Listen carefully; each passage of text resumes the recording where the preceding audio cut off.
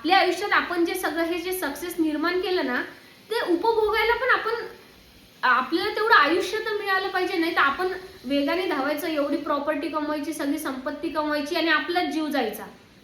मग ती संपत्ती कोणाला काम येईल? आपल्या पुढच्या पिढीला. जसं समजा ते सुशांत सिंग राजपूतचं आहे की त्याने बिचाऱ्याने ते सगळं मेहनतीने कमवलं, कष्टाने कमवलं, आणि काय झालं, जे काही त्याच्या, आता ती आत्महत्या झाली, खून झाला, ते ज्याचं त्याला माहिती. पण सांगण्याचा मुद्दा काय की त्याचं आयुष्य तर संपलं की नाही. मग आयुष्यात संपलं तर त्याने निर्माण केलेल्या सुखाचा त्याला उपभोगच घेता नाही आला ना. आता दुसरं कोणीतरी ते सुख उपभोगल, त्याचे फॅमिली, मित्रमंडळी, कोण ज्याला त्याने त्याची संपत्ती दिली ते. म्हणून जर का आपण ते हिऱ्यासारखं स्वतःवर पैलू पाडायला तयार झालो ना, तर हिरा म्हणून आपल्याला जी चमक मिळणार आहे ना, ती चमक पण आयुष्यभर आपणच उपभोगू शकू. म्हणून आपली रिस्पॉन्सिबिलिटी मोठी करा. कोणी काहीही वागो, काहीही करो, कोणाचाच आपल्यावर निगेटिव्ह परिणाम नाही झाला पाहिजे. आपली शारीरिक इम्युनिटी, आपली मेंटल इम्युनिटी, आपली इमोशनल इम्युनिटी, आपली एनर्जी वाईज इम्युनिटी स्ट्रॉंग करा.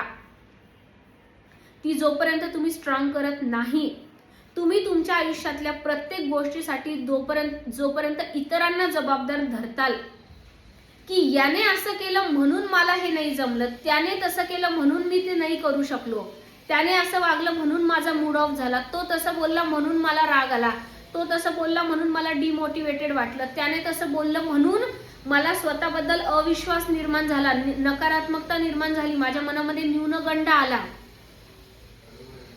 ही अशी आपल्या आयुष्याची सगळं रिमोट कंट्रोल आपण दुसऱ्यांच्या हाती दिलं ना, की मग आपल्या आयुष्यात आहे ते पण आपल्याला उपभोगता येत नाही. म्हणजे जे नाहीये ते तर निर्माण करताच येत नाही. काही त्याच्यात व्हॅल्यू ॲडिशन, की आज तुम्हाला 50,000 रुपये पगाराची नोकरी आहे, तर तुम्ही स्वतःवर काम करून इतकं स्ट्रॉंग झालं की समोरून तुम्हाला 1,00,000 रुपये पगाराची नोकरी आली.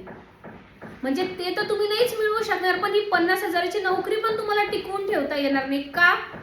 कारण तुम्ही रिस्पॉन्सिबिलिटीज घ्यायला तयार नाहीये ना. तुमच्या कलिगची सोडा, तुमच्या ऑफिसच्या ॲटमॉस्फिअरची सोडा, तुमच्या बॉसची सोडा, तुम्हाला स्वतःची जबाबदारी नाही घेता येते. मग तुमच्यावर 1,00,000 रुपये पगाराची नोकरी आणि त्या नोकरीत येणाऱ्या जबाबदाऱ्या कोण देणारे तुम्हाला फुकटात? हे असं सगळ्या स्पिअरमध्ये होत आहे लोकांच्या आयुष्यात, त्यांच्या नातेसंबंधामध्ये होत आहे. नातेसंबंधामध्ये पण जे कपल्स आहेत त्यांना स्वतःवर काम नाही करायचंय, स्वतःची जबाबदारी नाही घ्यायची. त्यांना त्यांच्या पार्टनरला बदलायचंय की ना, ती माझी बायकोच अशी वागती, तिने असं बदललं पाहिजे, तिने तसं बदललं पाहिजे, तिने हे केलं पाहिजे, तिने ते केलं पाहिजे.